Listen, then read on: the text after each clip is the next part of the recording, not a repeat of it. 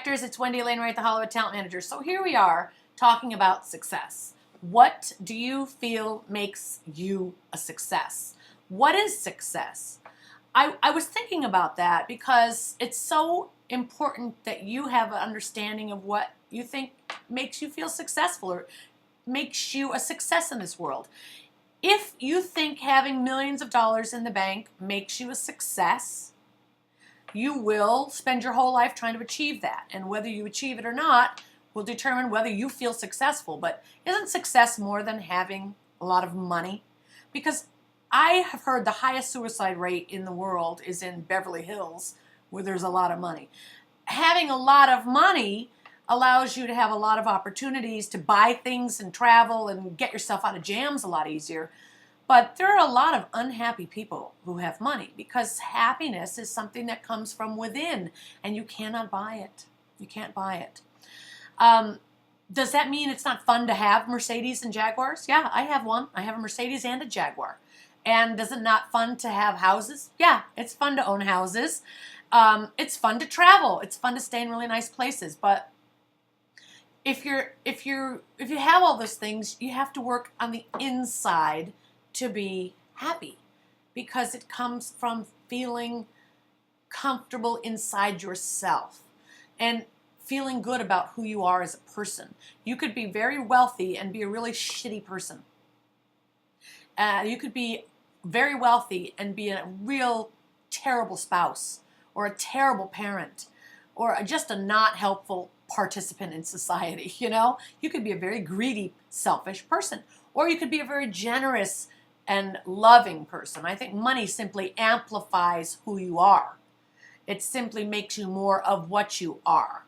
So it's important to look at success as going within and determining what makes you happy in life and to live your dreams. I think that living your dreams is part of what makes you happy.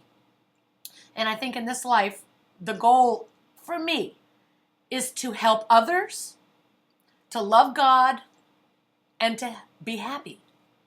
So what I consider successful is if every day you get out of bed working at your goals, not making excuses for not doing them, but taking action towards the things you really, really want to be doing and you really dream of.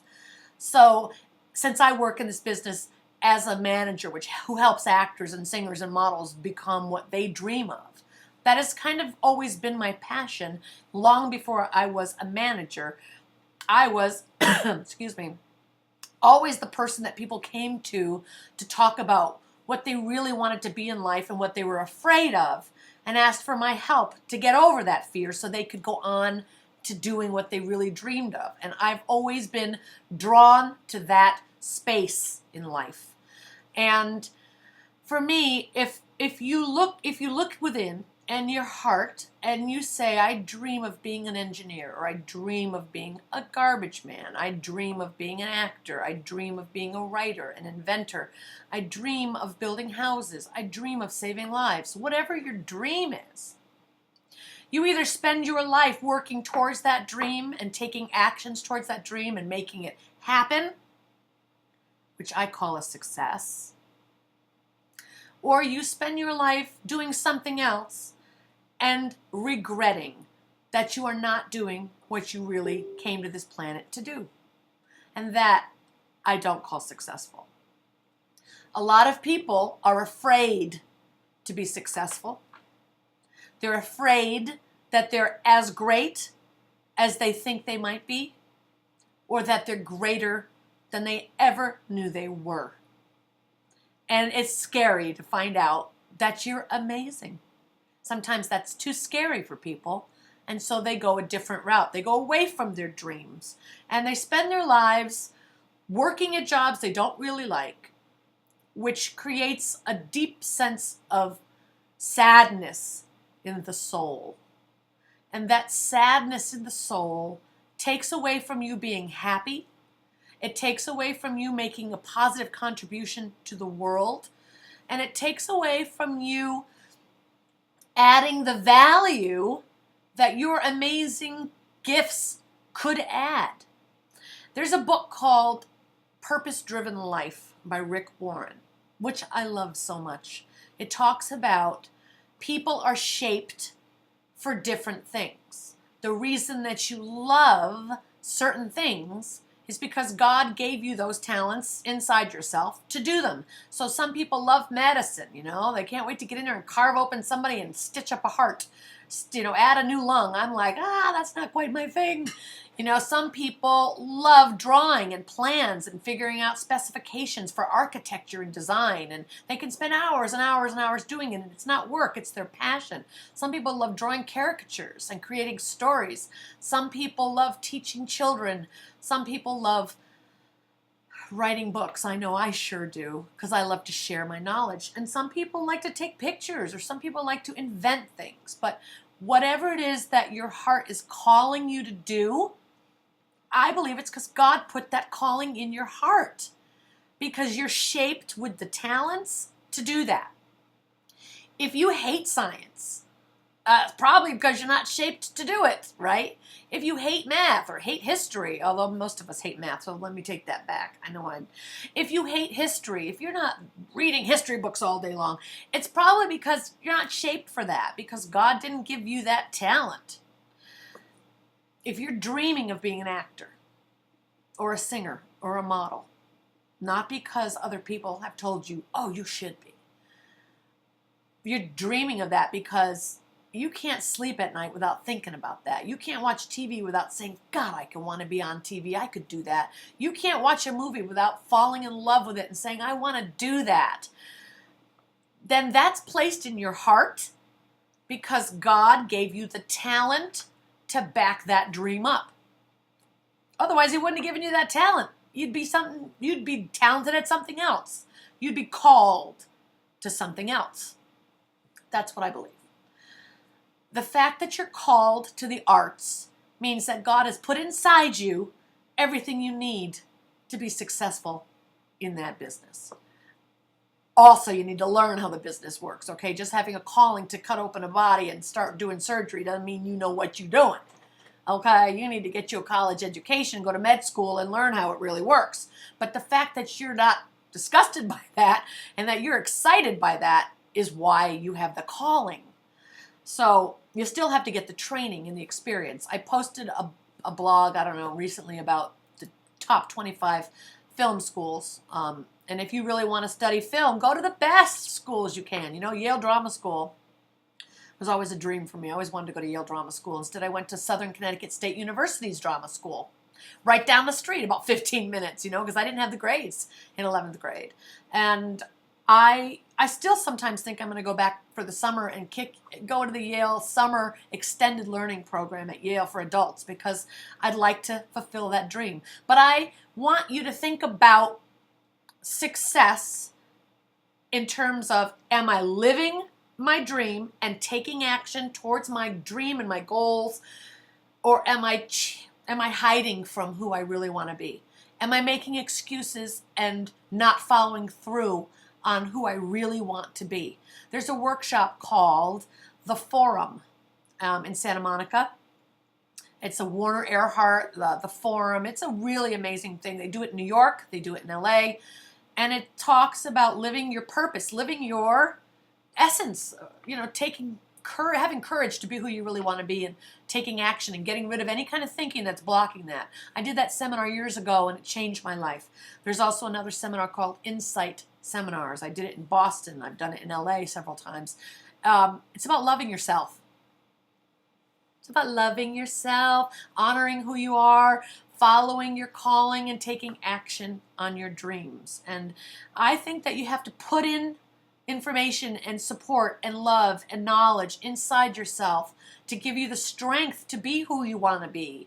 Because there's another part of our brain that's always going, you suck, you can't do it, there's someone better than you, give it up. Isn't that crazy? But consider yourself a schizophrenic. You're a schizophrenic. Half of you was like, you could do it, you're talented, you're amazing, I know, you love it. The other half, no, you can't, you suck, someone else can do it better, give it up.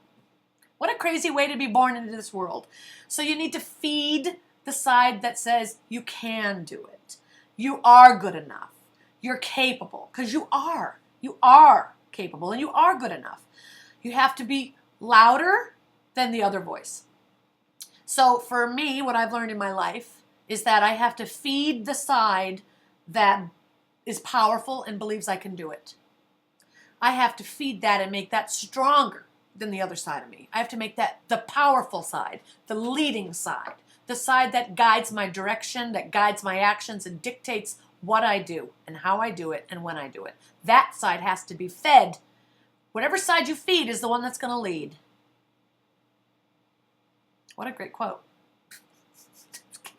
Sometimes I amaze myself, but it's not coming from me. Trust me, it's coming straight through me to you. But whatever side you feed, that's the side that will lead.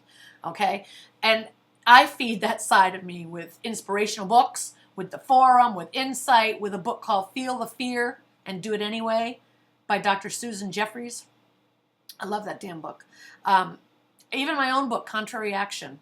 I feed myself with my own book because I believe when I sat down to write it that God was talking right through me. And I use that book. I read it and it empowers me. I kind of believe that you have to plug into a powerful, positive source in order to stay positive and powerful. And that's why there's so many books out there talking about how to be powerful, how to live an inspired life. And who you surround yourself with is how it dictates how you're going to turn out. Because if you surround yourself with positive people who are going after what they want in life, you're more likely to do that. If you surround yourself with negative people who are always making excuses and they can't do this, they can't do that, that's kind of how you go. And I don't want you to ever be stuck in that. Get away from those people. Get away from them. If they're your own family, scale back a little on the time you spend with them because it's just like feeding the wrong side. Being a success, I believe, comes from honoring the calling that God places inside you and living those dreams to the fullest of your ability. Does that mean you'll get famous? Not necessarily, because, oh my God, there's so many actors in the world and a lot of them are never known. But if you're not trying, or at least acting in plays and theater, in short films, student films, web series, auditioning for TV and creating your own projects, and you're sitting in a cubicle somewhere, that may be failing. You're failing yourself. There are a lot of actors who never get famous. But if you are living what you dream of doing every day, you can sleep at night happy that you're giving it your all. And I want that for you. I don't want you to be afraid. I don't want you to make excuses. I want you to get the therapy you need if you're too afraid. I want you to get the experience you need. Get out there and do it. Don't wait till it's perfect. It's called perfection procrastination. I'm waiting until it's perfect before I do it. Just start. You'll get better as you go. If you're a singer, get out there and sing. It will get better as you go. But take lessons so that you learn how to sing. And if people criticize or say, "Whew, that sounded a little off," get a better teacher and learn how to sing in key. Play an instrument so that will help you learn how to hear the right notes. Take charge of your life. I want to inspire you to be all that God has created you to be because I love you and I feel honored to be alive and to be on this planet. And I feel grateful to be here with you. So I hope that this helps you, encourages you to be more of who you are. The world needs every gift that God has placed inside you. We all need it. So go for it. Talk to you later. I love you.